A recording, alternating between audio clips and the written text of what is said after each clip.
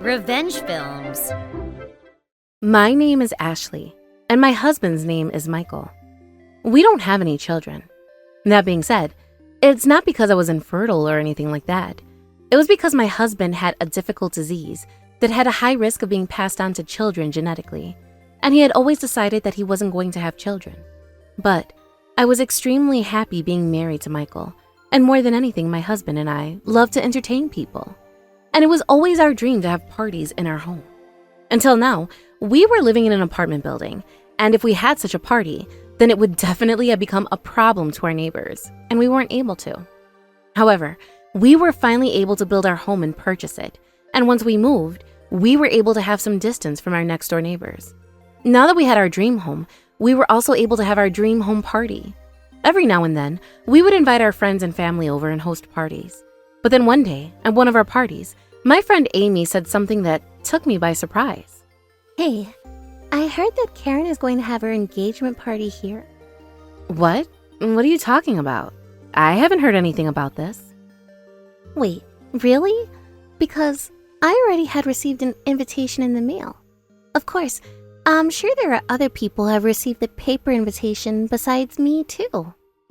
This Karen that she spoke of was one of our friends, but she had a tendency to have no manners at all, so I'd kept a distance from her.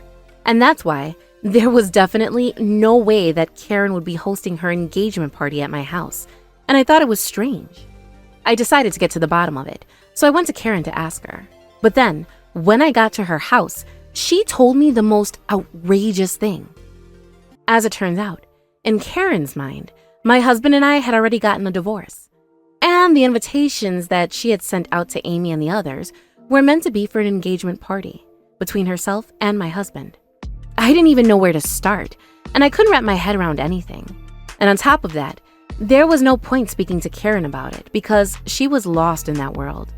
I actually knew Karen's family as well, so I was left with no option but to go and speak to her parents about it.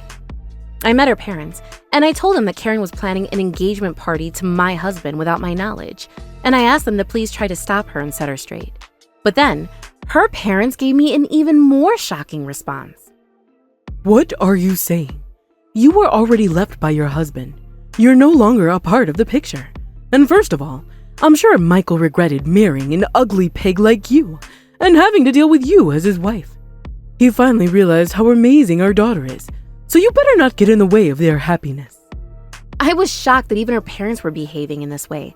When it seemed that the situation had reached years of her older brother, I received a phone call from him.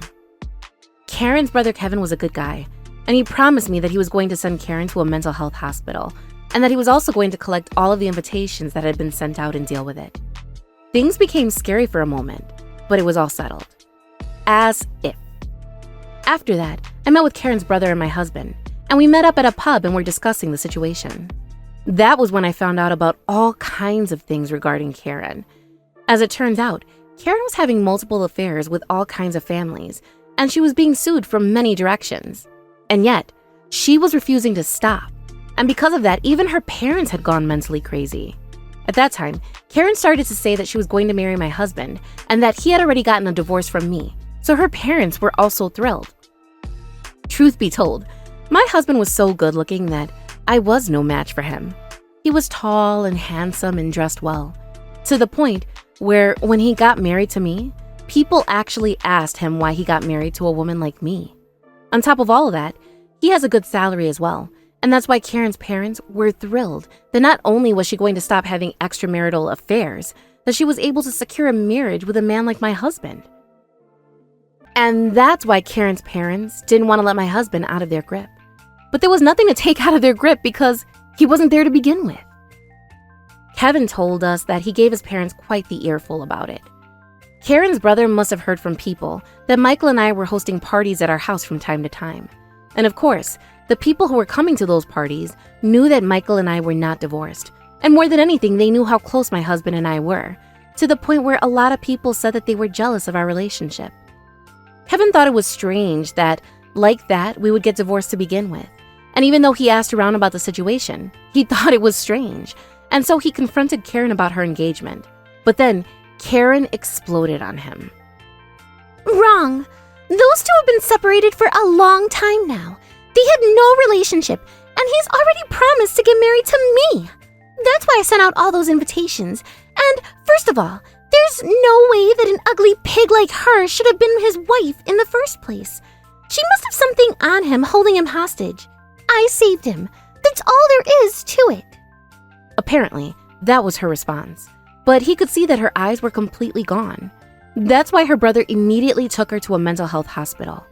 He then explained how she was coming up with and spreading all of these lies and forced her to be hospitalized there.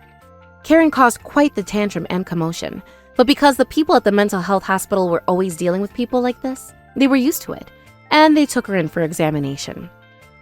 And then, Kevin told us that he yelled at his parents, telling them that what they were doing is something that could easily be sued, and he actually gathered some money to apologize to us and offered it to Michael and I. I'm truly sorry for the trouble my family has caused you. I'm sure my parents won't get involved anymore. And Karen's also being held in a hospital room with a lock on it, so she can't get out without a doctor's clearance. So I think it should be fine now. And he apologized deeply to us. Because her brother handled the situation so formally, I was able to accept this apology from his family, and I decided to go home that night. When I found out that it wasn't just Karen that was crazy, but her parents had also lost their minds, I was really worried about what to do about the situation. So I was really relieved and thankful that her brother was such a good person. For a moment there, I was really terrified.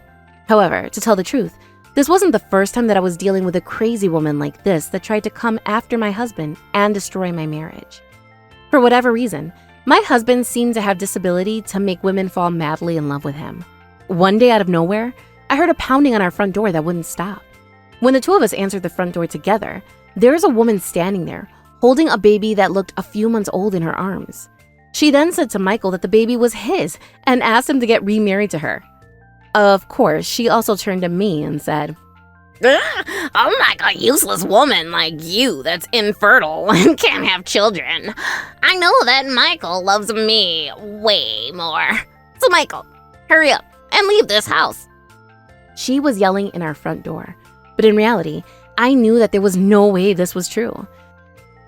Because my husband had already gotten a vasectomy so that he wouldn't have children. And Michael was actually the one that called the police and had the woman taken out of our home.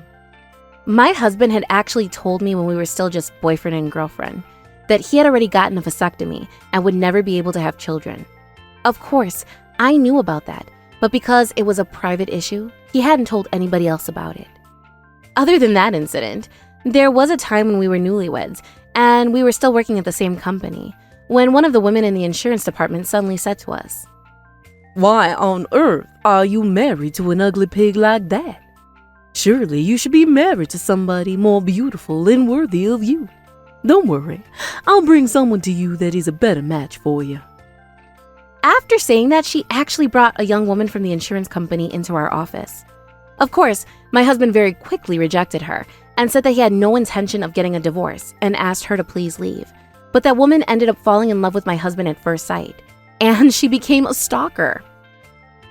She was stalking him about 6 months after that, and in the end, she even sent a baby to our company office. That was beyond belief, and we got the law involved, and the police went to the insurance company directly. The woman was sued by my husband as well as her company, and she was no longer able to come anywhere near him or me. For me, my husband treats me so well, and I know that he treasures me, so I wasn't hurt about it. But I knew that the rest of society really wanted my husband to get a divorce from an ugly pig like me. And it seemed like everybody also believed that the reason why we didn't have children was actually because of a defect in me. In regards to that, my husband is always apologizing to me about it and tries to make up for it. But my husband loves me more than I could ever imagine, so no matter what people say about us, I am living happily in my world with my husband. When my husband and I finally got to host our home party of our dreams, I didn't think that we were going to be roped into even more trouble. But despite all of the crazy people that we encountered, through these home parties, we were also able to make great new friends and meet amazing people. Everybody seemed to have a great time when they came over, and we also enjoy it, so we have no intention of stopping these parties either. In particular, there's one wealthy madam that we have gotten along well with, and sometimes she calls me and she says, When are you having your next party? I just received a few bottles of delicious wine, and I'll bring them to your next party. So let's drink them together. We also have a friend who owns a pub, and he always says, I'll bring a couple plates over. Hope you're excited about them. and we've been blessed with some great friends. These home parties that we had always dreamed of have also become a special place for people to connect and relieve stress. So I want to continue to treasure them. I know that there's still a possibility that we may get roped into trouble regarding my husband. But as long as I love my husband, and my husband loves me, I know that we can continue to get past any obstacles that come our way. I feel very lucky, and I'm already looking forward to our next home party with our friends. How was today's video? If you enjoyed it, please subscribe, like, and leave a comment. Stay tuned for more.